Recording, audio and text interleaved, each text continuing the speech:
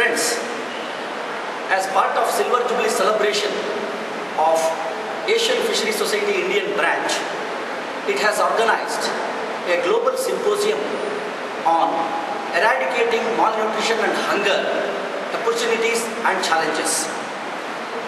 In this global symposium, large number of scientists and researchers have gathered at Mangalore.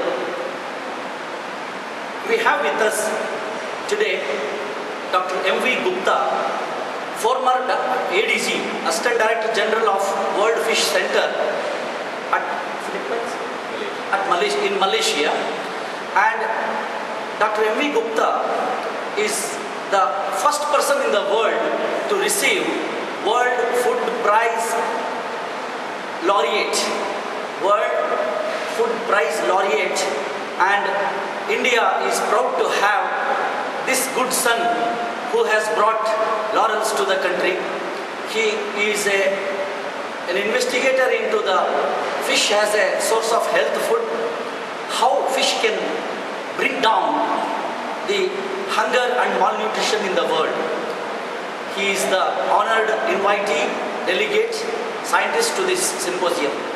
Sir, we know that fish is highly proteinaceous compared to other sources of animal protein. For instance, 100 gram of fish is equal to half liter of milk. 100 gram of fish is equal to 165 grams of wheat. 100 gram of fish is equal to 3 eggs. 100 gram of fish is equal to 285 grams of rice. And 100 gram of fish is equal to 100 gram of chicken, mutton or other meat. We know that fish is the single largest traded commodity, food commodity in the world. In your perception, sir, how do you perceive that fish will eliminate hunger and malnutrition in the world in the coming years? What are your perspectives? See, when you talk about the hunger and malnutrition, it's not just the non-availability of the food, right? The food production might be there in the developing countries, but the poor people do not have an access buying power to do that. So when we are talking about eradicating hunger and malnutrition, first you have to develop the purchasing power, right, among the poor people. So in that context, probably fish can create a livelihoods where we have been talking about in the rural areas, which is very much needed. So the rural population can be producers and also consumers of fish. If you look at the global production of fish, now about 60 million tons of global production comes from freshwater aquaculture. From aquaculture, both captured and marine and freshwater, but mostly the 90% is from the freshwater aquaculture. Again, out of this 60 million tons of aquaculture, fish, 90 to 91% of the production comes from Asia. So, Asia means all the developing countries, including China, India, and other countries. So here that is creating about more than about 20 million people are directly involved in the aquaculture activities. Right? Yes. Besides the allied industry, people are involved in the allied industry. So we are talking about contributing there. So you are making purchasing. Now, so many agencies have predicted what will be the demand for fish. Some people have said up to estimated 20 to 20. Some people have estimated 2030, and some people have estimated 2050. Okay. Now, for example, if you look at some of the estimates to year 2020, that means 8 years from now onward, they said we need another 23 million tons of fish. Present production is 60 million tons. Now another 23 million tons will be needed. So where from this 23 million? And if you look at the estimates of the year 2050, 2030, about 50 million tons of fish is required. And some estimates put the fish requirement to year 2050 is anywhere between 80 to 110 million tons, in addition to what we are producing now. So where from this fish is going to come? If we are not able to produce the additional demand that we are talking about, that will impact on the people's nutrition in the developing countries. Because Asia is not only producing 90% of the aquaculture production, but also nearly 80% of the produce is consumed within the Asian countries. So if we are not able to meet the demand in the year 2020 or 2030 or 2050, then we'll have the problem with regard to nutrition and also hunger, because you are not creating the livelihoods for the people in the rural areas. Okay? From that perspective we are looking. Now, how did we calculate this, 2020 demand for 2020, 2030 or 2050? Because population growth as estimated by the World Bank and others is about 2%. Whereas aquaculture is already showing about 6 to 8% growth. So there should not be any problem in meeting the demand. But here the increasing demand is not only coming from the increasing population, but the purchasing power, the low income groups have come the middle class people. Right? If you look at in the 1990s, 1/3 of the population are lower income groups. Now it is estimated by 2020, 2/3 of the population will be in urban areas and belong to middle class. That means there are more purchasing powers. With more purchasing power, they are looking for more healthy foods. Yes. Now, awareness is coming among all the people, whether it is in the developed countries or in the developing countries, the health benefits of the fish. White fish or lean fish that we are calling. So the demand will increase there. So here within India, actually, there is not much awareness. Okay? If I can afford to buy a meat, it has become a fashion to go for chicken or something like that. But whereas the health benefits of fish are much more. So that awareness we have to create among the people, even both among the educated and uneducated rural populations. I think you are right, sir. Yeah. We need to tackle at creating awareness Right. of the importance of fish as a source of health. Yeah, that's right. Very much. That awareness is not there, unfortunately, among even the policymakers. Let me say that. The policymakers are aware, they make whatever the necessary decisions for that. Sir, there is one stigma attached to fish in the market. Yes. We all know as scientists that a fresh fish doesn't smell, but fish market stinks. So what are the causes? That also we know.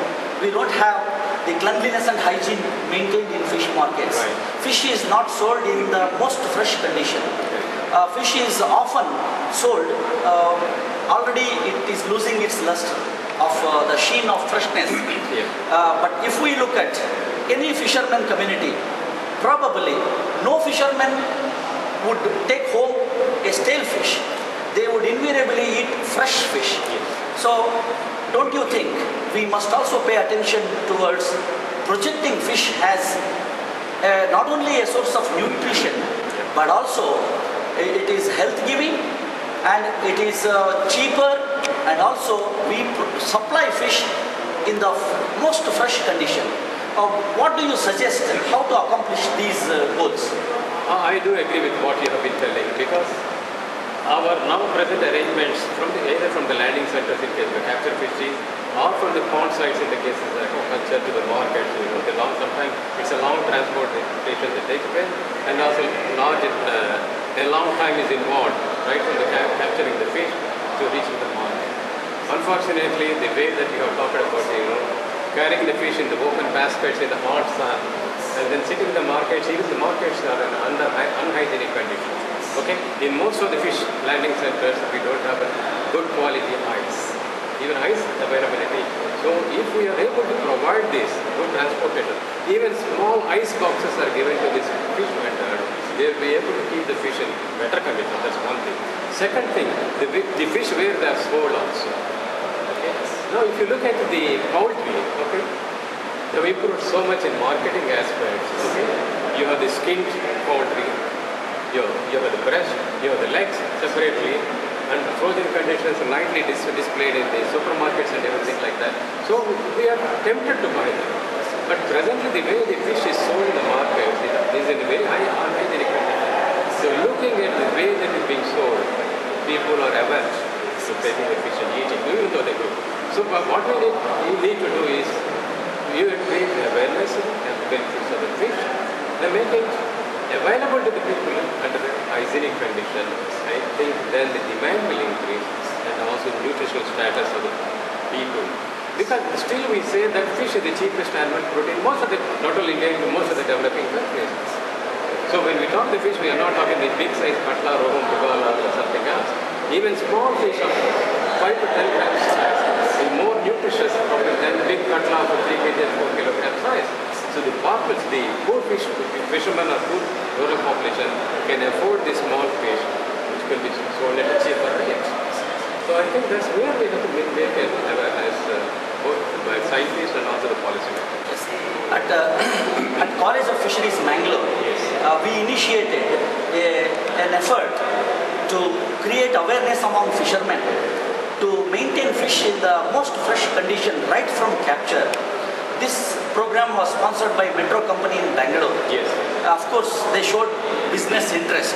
They wanted to buy fresh fish from the landing center and sell it in Bangalore to the Bangalore consumers. Yes. So they were primarily interested in getting a fresh fish.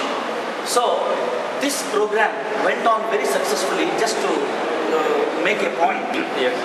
We went on board the boat for fishing, and our professors joined the team, and after hauling the net, when the fresh fish was caught, our scientists demonstrated how the deck has to be cleaned and kept ready for receiving in the fresh fish, and as soon as it is received, how it has to be stored in different baskets.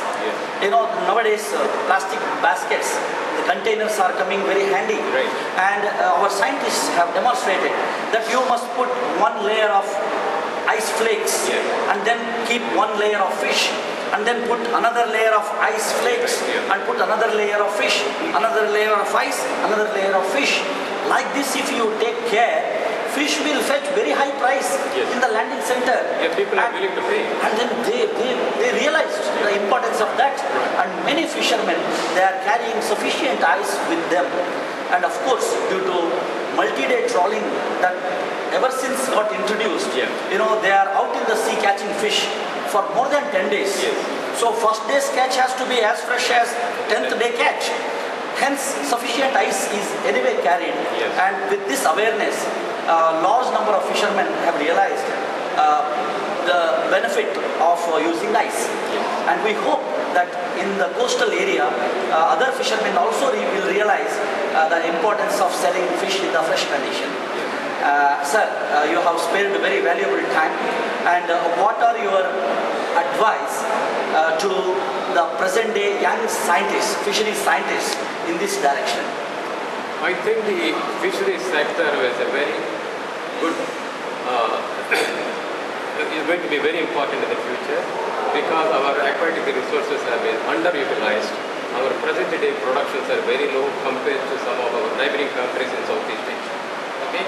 I would like our young scientists to work, the practical people and the theoretical people, understanding the needs of the farming and the fishing community, undertake research and translate this research into the development. So I want the younger generation to be practical and practitioners rather than theoreticians. That's what we have in India now. But otherwise, I think India, because we are talking about another 30 million tons of fish is required by the year 2020, another 50 million tons by 2050. Where it is going to come? Because captive fish is already reached their maximum sustainable age, and it only has to come from Asia for the world supply. So we have a lot of potential for meeting the domestic demand and also for export, because all the developed countries have to import the fish from the developing countries. And China presently is the major producer of fish, both for capture and aquaculture. But already China is a net importer because the consumption levels are so high within China. So that opens in very good opportunities for Indian industry, export potential both within Asia and also to Europe and America. So it has a very high potential for the future. Thank you very much, sir, for your valuable points that you have raised of the importance of fish marketing, making fish readily available in the most fresh condition, and there is a lot of scope for increasing and stepping up our fish production because of the demand globally and also internally. Thank you very much.